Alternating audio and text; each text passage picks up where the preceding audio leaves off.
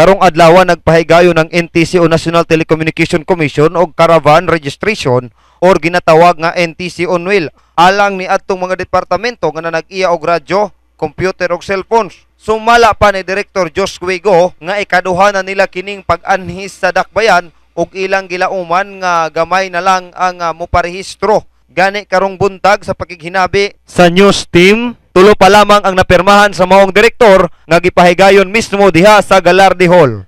Karon para sa inyong kasayuran, kanang second wave ni karon na to. So dili nag-expect na to nga daghan. Karong buntag pila na ako napirmahan gani? Tulo pa lang amo napirmahan na karon pa lang buntag kay late may abot po dire mga 9:13 mga 9. Pero gi-expect na mo nga jutay na lang pud ni karon kay second wave na malang karon nga pagparehistro kay nakaagi naman mi dire. The last time Apan iyang gisulti nga kadtong milabay nilang pag-anhi, ubay-ubay ang nakaparehistro ug iya usab gibutyag nga taman lamang sa Oktubre 31 ang ilahang ipahigayong karavan pagkahuman ni ini sa ila ng opisina sa Davao moadto. Daghan-daghan gitong last time. Ubay-ubay nagani. So may mga bagong pamaagi Bagong pamaagi sa wala tay gibago nga pamaagi kung sa rehistro. Tama lang ni sa October 31, every 5 years na ni mahitabo. So humana ning October 31, nanay penalty ni siya. May nang kumahimo napamay tabangan ko ninyo sa inyong show padton gyud og National Telecom sa Davao para dili in taon mapinahan.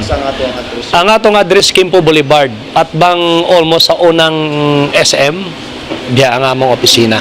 Gipresenta usab ni Director Go ang bagong radyo nga gitawag og digital radio. Pwede maka-text ug maka-connect sa internet ug mas makalikay kini sa disgrasya. Ang digital radio pwede na siya kana nga radyo pwede na mamurag cellphone maka-text pod siya. Pwede pod siya makatawag sa cellphone.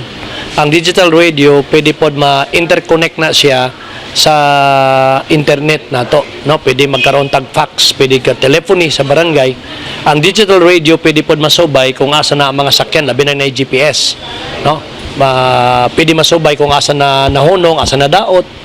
Mo na advantage, pero ang analog taman ra gyud na sa kanang tawganay. Unya pod ang digital mga taga Del Sur, dili na siya ma-jam. Kanang ginajam ta panahon sa rescue, mga baha. Usay na yung mga tao nga ang ila pong ganahan mang-jam nga di na hinuon makasulti ang pulis kung asa dapit ang problema o ang atong taga city disaster. Kaya gamit na mo og digital radio kay walay maka-jam. So, pila po ang digital radio? Sa pagkakaroon, ang digital radio na depende sa brand nga di ka nang ginagamit sa international jud, nasa 35,000 ang portable radio. Unya ang iyang base murag na sa mga 45,000. Ang base. Oo. So, at the safe na ka, magbiyahe ka, mag-monitor ka. Kung naay system nga gibutang sa city government, masubay nato. Pinaagi dito sa widescreen, no? Kay naka-connect mo na tanan dito sa command center. Command center. So, safety po sir, mga driver, just in case may nagpulis na mahitabo, libi na. Kay naman siya feature nga pwede rin mo siya nakay i-press dito. Unya, may balandayon. Unya, kung asa dapit ka na disgrasya o asa mo giharang o asa man mo bisag kung sa mga untowards incidents pwede masubay, bisag i-open nila ang radyo sa sulod sa sakyanan, pwede makita gihapon dito sa command center. Gi-challenge usab sa maong direktor ang mga local government unit ingon man mga barangay captain nga mopalit na og digital radio gawas na nindot kini gamiton, mamonitor pa gayud ang mga panghitabo sa palibot ug paspas ang pagrescue panahon sa mga kalamidad. Ang akong challenge na lang yun din para sa mga local governments, mga kapitan, sugod na mo og palit og digital radio, dili na analog. Kung naa may pundo ang atong disaster, digital na ta. Kay ang atong direksyon sa Pilipinas, bisan sa televisions, digital na po sila, dili na analog ang ilang mga gamitong equipment. So mas mayon ang radio nga digital na gyud ta. Tagpila man na narana sa mahal pa na karon tag 35,000 ang portable pero dagag gamit. Ang lifespan sa battery kung one dira ang portable nga analog kadto tag 2 days and a half dili mag low battery ang radio. Unya bisan pagduol ta dili na siya mag-interfere kundi mag-wave lang yan tingog, no? Kay lahi by pulse, no? By pulse man ang paggamit sa battery.